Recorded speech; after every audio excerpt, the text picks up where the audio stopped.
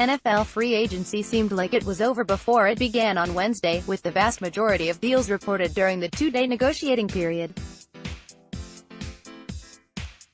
The San Francisco 49ers made their fair share of splashes, most notably trading for Kansas City Chiefs pass rusher Dee Ford and signing former Tampa Bay Buccaneers linebacker Kwon Alexander. After holding a brief question-and-answer session on Twitter, we decided to bring some of the discussion over to the site for your viewing pleasure. So we're back in this week's NFL free agency mailbag. You're welcome to drop questions in here for our next mailbag or tweet me at Rob Loader. What's the thinking of signing another running back? Ben asks a question that everyone wants to know. Jerick McKinnon is coming off a torn ACL, a tough injury for any running back. Matt Breida struggled with an ankle injury and Raheem Mostert broke his arm. Shanahan was eager to add another healthy, familiar running back to the mix. Oh, and Tevin Coleman is really good. Not to mention, Coleman has tremendous value in the passing game. With McKinnon not having any more guaranteed money on his contract, I can see why they wanted to add more insurance. Why did the 49ers add two linebackers? Camara wanted to know why the 49ers, with a slew of roster needs, added two high-priced linebackers this offseason. Fortunately for the roster, not all linebackers are created equality. Dee Ford and Kwon Alexander are both listed as the same position, but their roles differ greatly. Alexander is off the ball, likely slated as the team's will linebacker next to Fred Warner. Ford is currently slated to be the team's Leo on the defensive line, tormenting opposing quarterbacks on all three downs.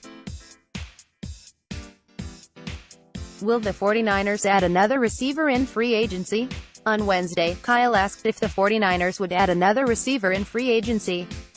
The likelihood was strong given the lack of competition among the group. Some names I offered were Dante Moncrief, Chris Conley, Jordan Matthews, Dontrell Inman and Ryan Grant. On Thursday, the 49ers signed Matthews, 6-3, $215,000, to a one-year contract. He adds a size and scoring dynamic that Shanahan's receiving core currently lacks. The former Philadelphia Eagles and Buffalo Bills receiver racked up 16 touchdowns in his first two seasons. Is Jerick McKinnon in danger of being cut? The 49ers signed former Atlanta Falcons running back Tevin Coleman to a two-year deal on Thursday. He addresses the elephant in the room, that is Jerick McKinnon, who suffered a torn ACL before the 2018 season. Does this put McKinnon's spot on the team in jeopardy? Not really. Shanahan still has admiration for McKinnon's abilities and will be eager to see him in action. We saw last season that you can't have enough running backs. The 49ers can now give McKinnon plenty of time to recover from his torn ACL. Will Jason Verrett be competing for a starting spot? Absolutely, Doug.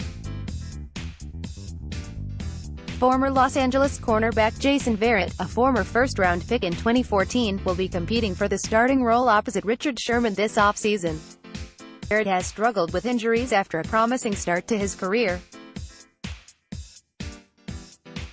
In 5 seasons, he's played in 25 of 80 games due in large part to a partially torn ACL in 2016 and a torn Achilles tendon in 2018.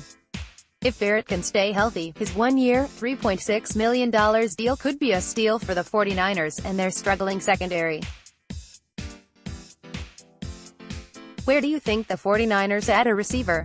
Draft, free agency? Cameron knows the 49ers are in need of help at wide receiver. The team may have added Matthews, but they're very likely to target a receiver in the draft as well. Day 2 seems like the sweet spot for a new 49ers receiver. It's a talented, deep class of pass catchers. I'd keep an eye out for A.J. Brown, Deebo Samuel, Hakeem Butler, N'Keal Harry and others that may fall into round 2.